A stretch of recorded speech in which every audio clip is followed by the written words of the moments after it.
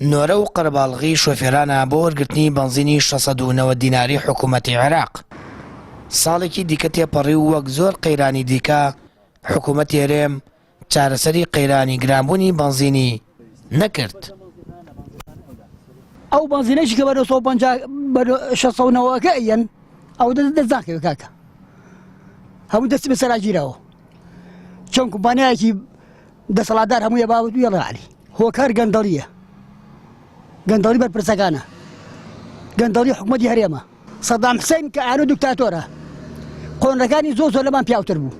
وڵات تقریبا 3 ساعتەوە ساوم بۆ بانزین، بازمەی بانزینیسە ئەم دەستخۆشی لە بەغاکەنم بانزینە ئەنێرێ، خۆ حکوومەتی هەرێمەوەتە هەرزایی ناکاوە لە جنوب بانزین هەرزانە و لێرە بانزین نییە و ژێرمان هەمووی نەوتەوە، هەترەوەتایمە دەست و قاچمان بەسەرا و حیچمان بۆ ناکرێت. شۆفێر هەیە ڕۆژ نابێتەوە لە نۆرەی بانزین دەوەستێت. هاوڵاتیەکیش دەڵێت حکوومەتی هەرێم لە تاو گەندەڵی و کۆمپانیەکانی جووت حیزبەوە بانزین هەرزان ناکات و خەڵکیش بەردەوام لە نێو قەیرانەکاندا دەژی.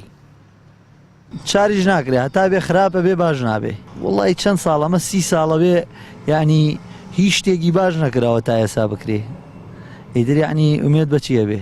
منم بەیانە یعنی تاریک بوو، هاتم بۆ ئێرە بە حسابی خۆم وتمە با زوو بەرم کەوێ بەنزین، بەڵام ماوەی 2 ساعت لە سەرەی ئەوەسام پرسیارم لە بەنزینخانەکە وتیان هێشتا لە مووسڵەوە بار نەکراوە بۆ هەرێمی کوردستان بەشە بەنزینەکە. بە هەموو جۆرێک لە جۆرەکان بیر لە وێرانکردنی دەرونی هاوڵاتیەکەنەوە، بێگومانیشین لەوەی کامە تا سەر ناڕاتە سەر هەر ڕۆژێک بێت ئەم شێرە بەفرینەیە هەرە توێتەوە، بەڵام ئیتر نازانین کەی و ئێمەش بەم ئازارانەوە بێت تا ئەو کاتە لە چاوەڕوانیا بمێنینەوە.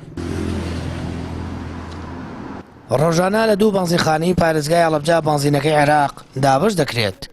هەرچەندە بەرپرسانی حکوومەتی هەرێم ڕایان گەیاند بەرزبوونەوەی نرخی بەنزین کاتیە، بەڵام ئەوە چەندین مانگە قەیرانی بەنزین چارە نەکراوە و نرخی لترێک لە جۆرە خراپیەکەیشی بۆ 150 دینار بەرز بووەتەوە.